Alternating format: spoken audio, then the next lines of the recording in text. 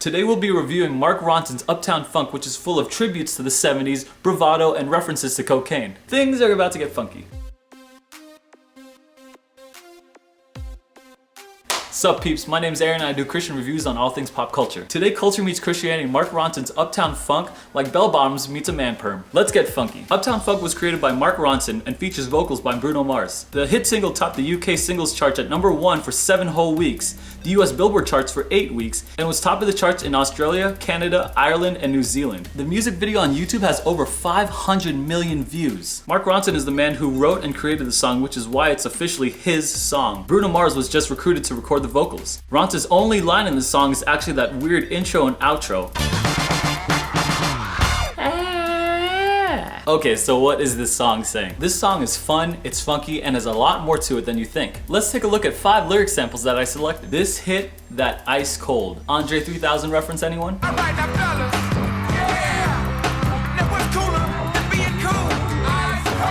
Congratulations to you if you know that reference. You are cultured, my friend. Michelle Pfeiffer, that white gold. Michelle Pfeiffer is an American actress known in her roles for Scarface, Batman Returns, and many more. She was the Hollywood it girl in the 1990s and has been nominated and won many awards in her career. She's a blonde white girl, so her nickname's gonna be White Gold.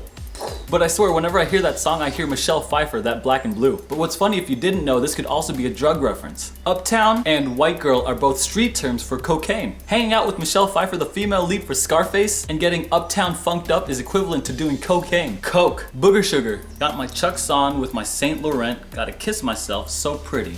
Bruno is making a fashion and economic statement here. Chucks are shoes that are pretty cheap. They're uncomfortable and I don't know why anyone likes them. But Saint Laurent is a designer clothing company in Paris. Their average retail price for any item is like a couple $1,000s. This dress is over $2,000 and this leather vest is almost $5,000. But this is also a nod to the godfather of soul, James Brown, who would kiss himself during performances of Superbad.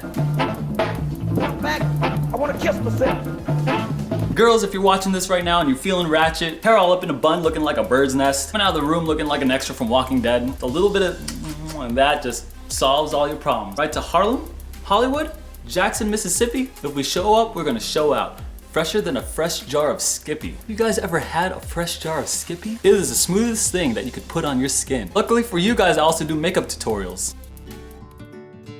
Today we'll be using a fresh jar of Skippy's peanut butter and applying it to our skin. This creates smooth, tender, luxurious skin. Apply gently to your cheeks first, to your forehead and eyebrows. Make sure you cover those pores, ladies. You're absolutely glowing, my dear. Thanks for watching Aaron's makeup tutorials. Remember, ladies, there's beauty in the butter. And just to show you that all musicians now have been inspired by past musicians, the outro repeating Uptown Funk You Up is a clear reference to the Gap band's Oops Upside of Your Head. Let's listen and compare. Oops, I'm back at you again.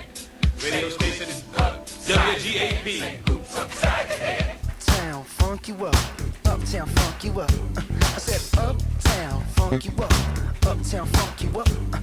This is a Christian review, so I feel like we should pull some truth out of this video. I mean, if you cut through all the fun lyrics and the references, you have a message that might influence some dummy out there in an inward, egotistical way. I am the man, aren't I? I really am hot. I am so hot right now. I think a big problem with our generation is that we have too many people thinking that it's all about me. Hey everybody, look at me. I want you to look at me the way I look at me looking at me, looking at you. We have been judged the me generation with stuff like entitlement, social networks, and selfies to characterize us. I mean, we have our Instagrams and Facebooks, and we spend a ton of time taking the right selfie at the right angle with the right lighting and color. Like, oh my god, it's so ugly and so hideous, take that down. And our Instagrams and Facebooks have become little shrines to us, and we're always trying to make sure that people like our picture as many times as possible. Why? Because we find some kind of self-worth and self-esteem in that. I don't know if you feel like you have to do that, but I don't have to use my Instagram in that way. I think at the bottom level of it, I'm already accepted by Christ at my worst, so I don't have to show off my best to earn other people's approval. What would happen if someone made a funky song to humility? Honestly, it probably wouldn't sell as much because it's not as sexy. My personal opinion,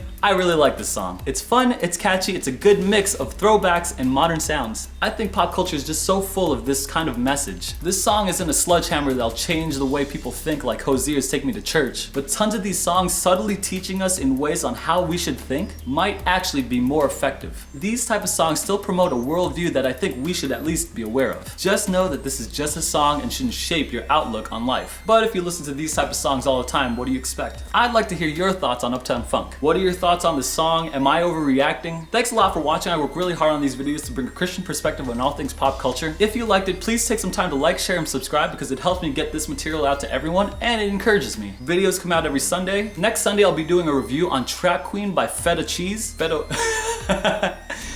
Wap.